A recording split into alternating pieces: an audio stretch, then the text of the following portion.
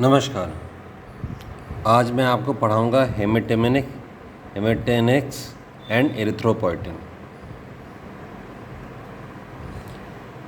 Haematopoietic growth factors क्या होते हैं? हेमेटोपोइटिक ग्रोथ फैक्टर्स ग्लाइकोप्रोटीन्स होते हैं that control and maintain the production of various blood cells lineage from pluripotent haematopoietic stem cell.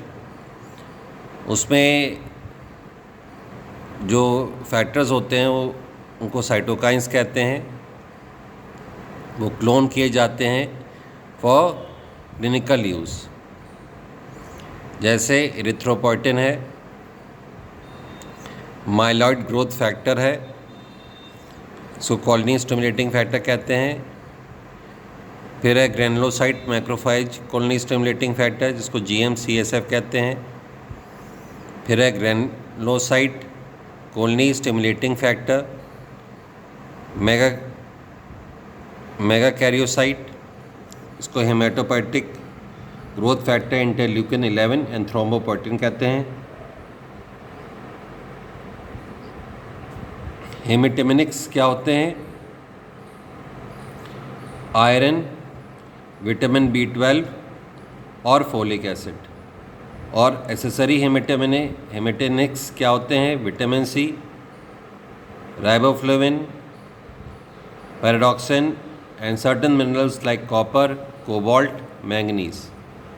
ये सब blood cell maturation and physiological turnover under basal conditions and on demand होते हैं। फिर erythropoietin, it stimulates erythrocyte or RBC proliferation and differentiation by acting on specific receptors presenting on red cell progenitors and promotes the release of reticulocytes. It is used to treat anemia in chronic kidney failure, anemia from anti-cancer chemotherapy और AIDS. फिर myeloid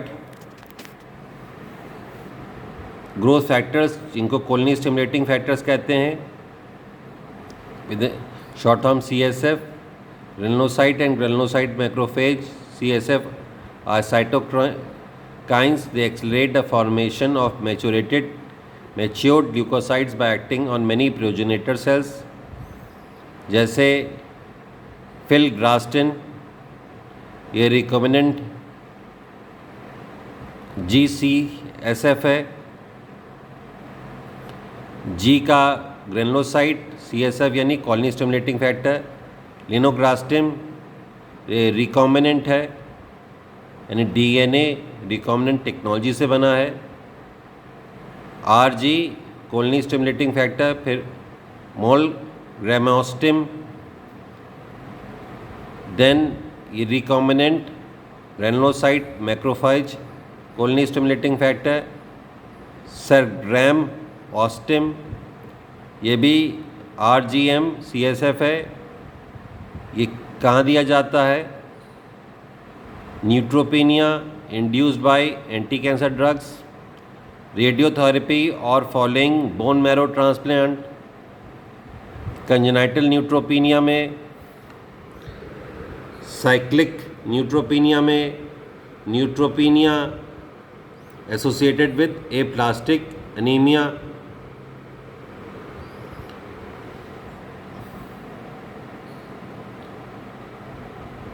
फिर आपके आते हैं mega karyocyte growth factors, जो कि ओप्रेल, वेकिन, interleukin 11 और thrombopoietin.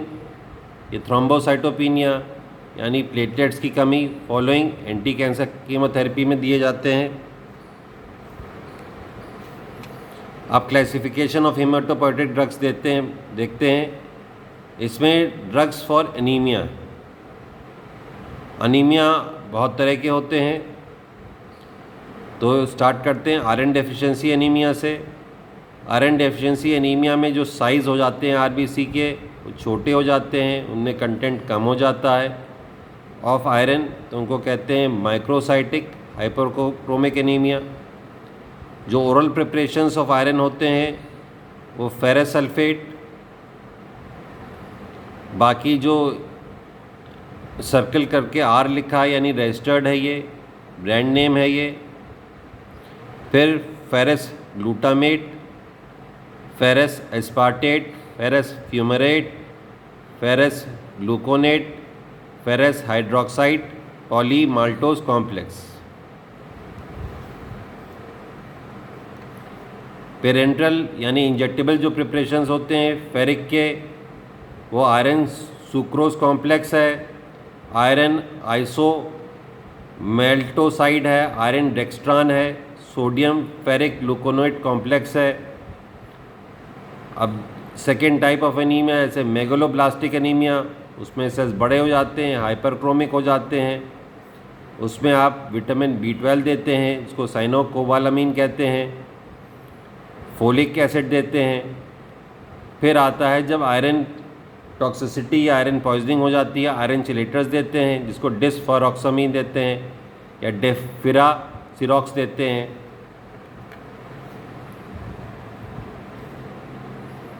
फिर आपके आगे haematopoietic growth factors. Haematopoietic growth factors में क्लासिफिकेशन एरिथ्रोपोइटेंस है, माइलॉइड ग्रोथ फैक्टर्स है, मेगाकैरियोसाइट ग्रोथ फैक्टर्स है। एरिथ्रोपोइटेंस में एरिथ्रोपोइटिन अल्फ़ा एप्टोइन अल्फ़ा के नाम से, एप्टोइन बीटा के नाम से है। फिर darbepoetin alfa, methoxy polyethylene glycol, epoetin beta. फिर माइलॉइड ग्रोथ फैक्टर्स में जो GCS जो हमने आपको पहले बता दिया है, फिलग्रास्टिम है, लिनोग्रास्टिम है। फिर granulocyte macrophage colony stimulating factors में मोलग्रामोस्टिम है, सरग्रामोस्टिम है। फिर मेगाकैरियोसाइट ग्रोथ फैक्टर्स में ओप्रेल वीकिन है, थ्रोम्बोपोइटिन है। Coming to iron deficiency anaemia, किस में ज़्यादा रिस्क होती है? इन्फेंट्स में, less than 1 year, under 5 years, children of school age and women of child bearing age, क्योंकि सब में आयरन रिक्वायरमेंट बढ़ जाती है। एटियोलॉजी क्या है?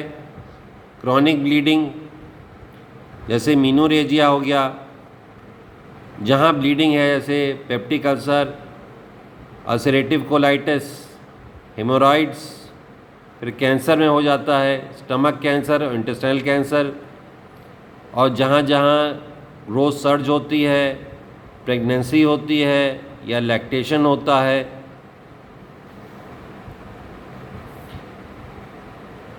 कारण क्या क्या हैं? या कम आयरन ले रहे हैं, या खाना जिसमें आयरन कम है,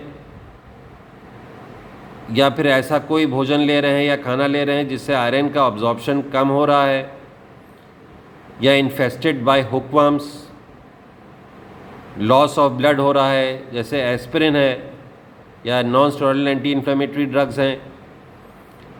इनका caution has been discussed in the class, always should be taken post meals, as they may cause peptic ulceration followed by peptic bleeding, high fertility rate in women। Inhibitors of iron absorption कौन कौन से हैं?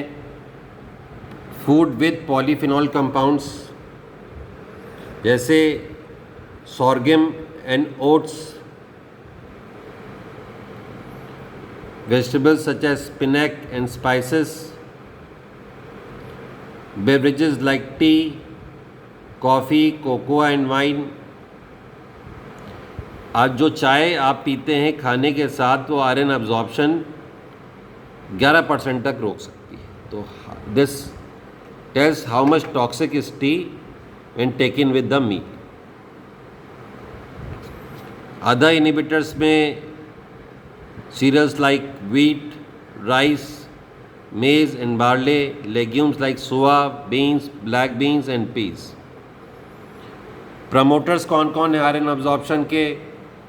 जो food जिसमें ascorbic acid है, जैसे citrus fruits and dark green vegetables, because ascorbic acid reduces iron from ferric to ferrous form which increases its absorption. Food containing muscle protein enhances iron absorption due to the effect of cysteine containing peptides released partially digested meat, which reduces ferric to ferrous salts and forms soluble iron complexes. इसकी medical therapy क्या है? Oral supplements दें in the form of ferrous sulphate, खाने के बाद दें with orange juice. इसमें ये बताना चाहिए कि जो स्टूल का कलर है वो काला हो जाएगा. पेरेंटल एडमिनिस्ट्रेशन इसमें IM दे सकते हैं, IV दे सकते हैं.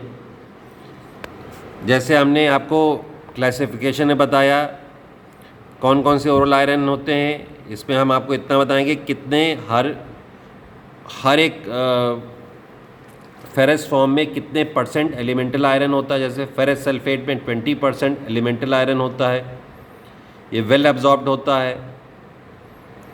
फिर कार्बोनल आयरन में 100% एलिमेंटल आयरन होता है. फेरस ग्लूकोनाइट में 12% एलिमेंटल आयरन होता है. आयरन पॉलीसेक्राइड में 100% एलिमेंटल आयरन होता है. फेरस फ्यूमेरेट में 33% एलिमेंटल आयरन होता है. अब कौन सा आयरन यूज़ करना चाहिए? अब इसमें the major factor governing the choice of iron includes, अब किसकी bioavailability is the amount of substance which reaches the desired state, मतलब कितना वो रीच करेगा सिस्टम में हमारे at the desired site. Then organoleptic problems, फिर कॉज देखनी है, safety. Ideally we should go for safe, cheap, highly available iron which causes no organoleptic side effects. Ferrous sulphate सबसे ज़्यादा प्रिस्क्राइब्ड होता है because of good absorption and high bioavailability. ये cheapest form of iron होता है and most widely use. GI disturbances and staining of teeth are frequent. इसमें oral होता है 200 milligram of iron daily 1 hour before meals, 100 milligram twice daily. How long? 14 days plus haemoglobin required minus haemoglobin current level into 4. Half of the dose is 6 to 9 months to restore iron reserve. Adverse effects of oral constipation हो जाता है, diarrhoea हो जाता है, nausea, vomiting, metallic taste and staining of teeth.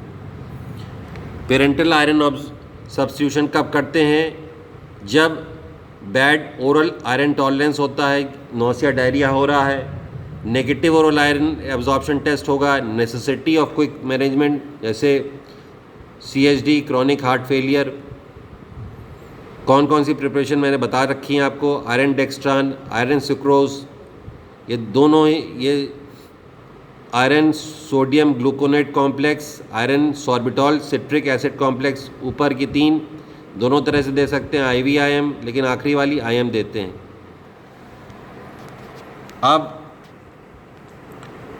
ये तरीका है देना to avoid any risk of hypersensitivity reaction. It is always safe to perform a sensitivity test with a small test dose before administering full IM और IV. Iron to be injected, इसमें formula है 15 minus haemoglobin percentage into body weight into 3. अब supposing किसी का haemoglobin percent 8 है, 15 minus 8 body weight 60 into, तो उसको देना है 1260 मिलीग्राम.